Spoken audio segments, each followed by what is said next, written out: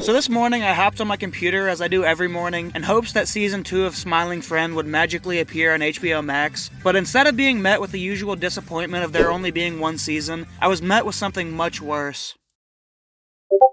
Yeah, so HBO Max just rebranded as Max, and the only good thing coming from this is a bunch of memes on Twitter. HBO Max, Max, I guess, has gone through many rebrandings over the years, as it went from HBO Go to HBO Now, then HBO Max, which is my personal favorite, and now they've decided to scrap the HBO from the name altogether and just leave it at Max. The name change is pretty irrelevant, almost as irrelevant as them changing their colors from purple to blue, but I do have to say that the purple looked way better, and I don't know why you would change something that made you stand out from the crowd when half the other streaming services are already blue.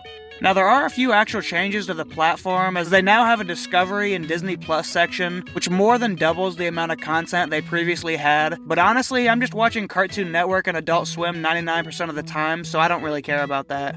But speaking of that, they did remove some Cartoon Network bangers like Flapjack and Foster's Home for Imaginary Friends. Other than that, and a few new shows being added, there really aren't any big differences from HBO Max to Max, but I have to admit that I'm not a fan of this rebranding at all. I know some of the other biggest streaming services have one-worded names, and HBO Max wanted to join the club, but I feel like HBO Max was a really solid name, while Max just seems odd. Like, I imagine myself talking to a friend saying, "Hey, do you want to go watch some Max?"